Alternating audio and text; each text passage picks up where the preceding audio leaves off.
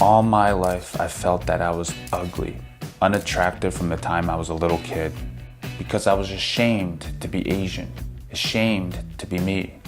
I wanted to prove I was attractive.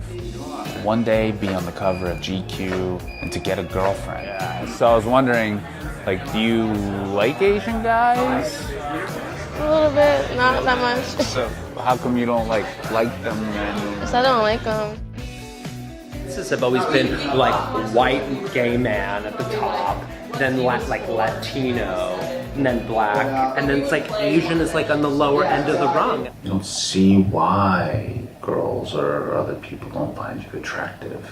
Did you ever come across the stereotype of Asian guys not being attractive? I think that's a really interesting question because Asian American masculinity is one of the issues that I feel like should be talked about way more. How would you be aware at 5 years old or 4 years old how other Asians are being treated? It was a very rude awakening when Ronnie Donatucci's running around the classroom, I'm Chinese, and going right into my face. When I was a child, my parents used to call me stone face at times. And it was because I didn't know how to express my feelings of hurt, when people would bully me, when kids would make slanted eyes and call me a chink. I thought if I was around enough white people, that people would forget I was Asian, that it would make it disappear. It just sucked my soul and my confidence for a long period of time.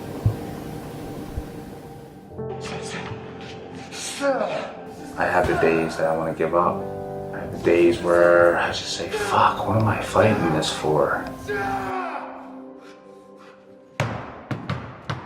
Ladies, the story begins and ends in Los Angeles, but it's on its way to New York on a skateboard.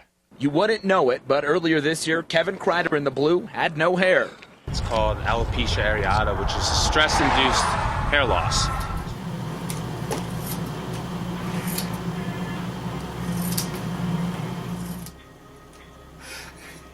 Keep losing more hair.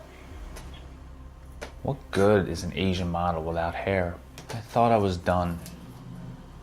I tried to change everything about myself my whole life to what others wanted me to be. Yeah, there's some stereotype, right, of Asian masculinity being low, well, undesirable, unattractive. If you feel bad, that's on you. It's not on this, like, discriminatory, racist stereotype. It's not that, it's you.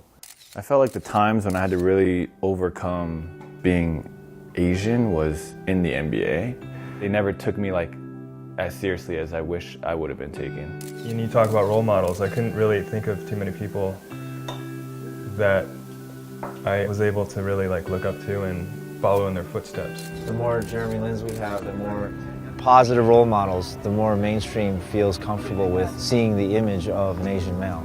When we say the word masculine, we think we know what that means, but it can mean a lot of things. Welcome to the stage, Kevin Kreider. We redefine what being an Asian male is for us, not let movies, media, and other people, the way they treat us, we don't have to let that define who we are. Just this documentary itself is going to make a lot of people feel uncomfortable. And I think that's a good thing.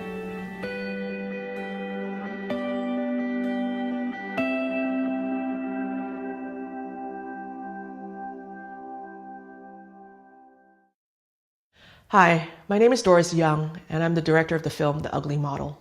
We would like to ask for your support in helping you make this film, because we believe this is a truly important story that needs to be told.